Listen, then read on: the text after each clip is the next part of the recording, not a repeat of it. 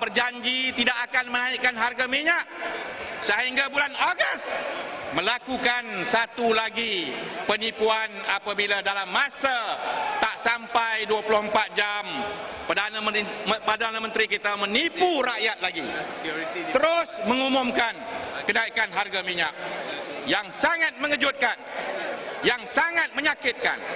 Inilah dia tuan-tuan dan puan-puan Kerajaan Barisan Nasional. BN, barang naik. BN, berapa naik? BN, banyak naik. BN, bila naik? Baru naik. Hari ini kita ada banyak agenda. Pagi ini ialah ucapan pemimpin-pemimpin protes. Protes adalah gabungan parti-parti politik dan badan-badan bukan kerajaan. Kita akan ada pengucapan puisi. Kita akan ada persembahan-persembahan yang akan menaikkan semangat kita dan keyakinan kita terhadap kekuasaan rakyat untuk mengubah suasana. Kita bersama-sama di sini ada satu misi yang besar. Misi yang besar ini bukan saja mau harga minyak turun. Kita mau Kerajaan Barisan Nasional turun. Nampaknya bukan saja saya sendiri tidak sabar lagi. Kita mau Barisan Nasional turun.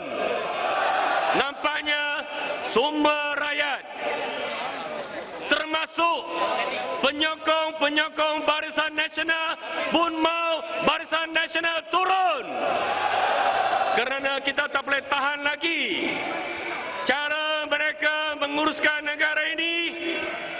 Saya bukan kata mereka bodoh. Saya kata mereka tidak pandai. Mereka tidak cekap. Mereka tak tahu macam mana menguruskan ekonomi negara. Rakyat sudah tahu penderitaan kita tiap-tiap hari. Sebagai seorang ibu,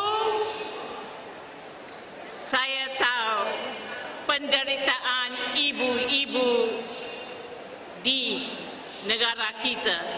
Kerana kita mesti sediakan tiap-tiap hari makanan untuk keluarga. Kalau tidak ada makanan cukup, ibu yang kena marah. Betul atau tak ada? Tiap-tiap hari kita pergi pasar, kita cari dan cari mana yang murah tapi tak dapat. Dan orang yang atas, pemerintah Barisan Nasional, apa mereka buat?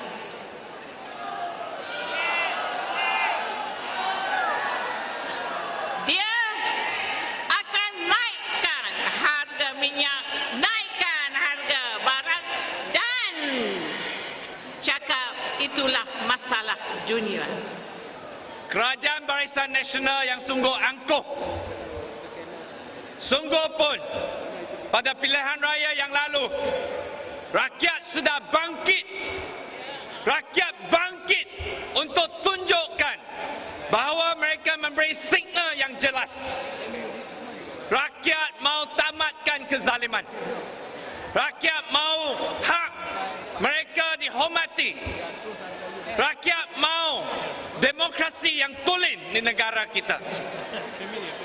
Malangnya Barisan Nasional dan pemimpin-pemimpin mereka yang sombong sampai hari ini belum terima isyarat ini. Itulah sebab sekali lagi kita berhimpun di sini untuk tunjukkan kuasa rakyat. Saya tidak akan lupa dan Dan saya juga di sini ingin memperingatkan semua pihak, termasuk kita sendiri. Jangan lupa 10 tahun yang lalu, rakyat bangkit untuk mempertahankan hak kita. Rakyat bangkit untuk menunjuk kita tidak setuju sama sekali dengan kezaliman.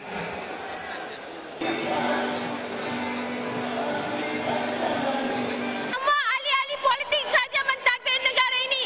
Kita rakyat mempunyai segala hak untuk mentadbir negara ini dan kita harus membawa perubahan, dan sehingga harga minyak tidak turun, kita akan terus protes. Hidup, hidup! Hidup, hidup! Hidup rakyat! Hidup rakyat! Hidup, hidup! Hidup, hidup! Hidup rakyat! Turun, turun! Harga minyak!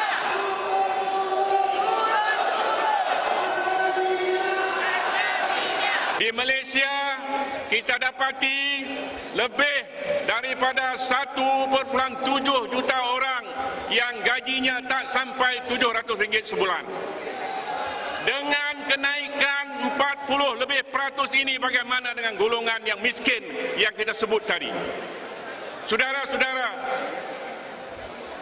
pemerintah, Perdana Menteri, Timbalan Perdana Menteri minta supaya rakyat berjimat cermat. Nak cermat macam mana kalau gaji tak sampai RM700? Oleh sebab itu, tuntutan kita ke atas gaji minimum, ke atas sekolah, mesti dipenuhi oleh pemerintah ini.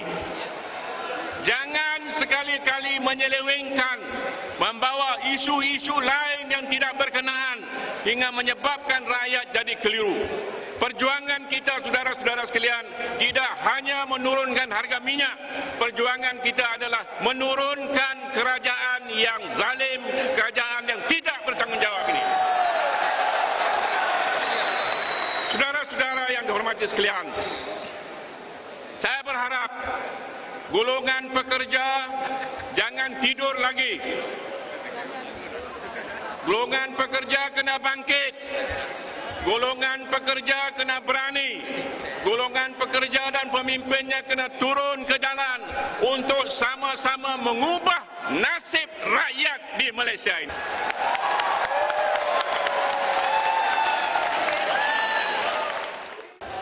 Dalam Dewan Rakyat baru-baru ini, saya berucap dan membahaskan kajian sepengah-penggal rancangan Malaysia ke-9. Saya bagi tahu kerajaan, sebenarnya kerajaan tidak perlu buat kajian sepengah-penggal rancangan Malaysia ke-9, sebab kerajaan sendiri yang telah membabaskan seluruh projek rancangan Malaysia ke-9. Setuju? Tuan-tuan, sebenarnya yang mereka lakukan, kalau saya boleh sifatkan, adalah ekonomi Pak Pandir. Kerana setelah mereka buka luas-luas pintu inflasi, umpama setelah mereka buka kandang kerbau, kandang lembu luas-luas, hari ini mereka cuba perambat lembu dan kandang lembu dan kerbau masuk balik dalam kandang. Boleh ke tuan-tuan? Tak boleh. Itu namanya ekonomi Pak Pandir kerajaan UMNO Barisan Nasional.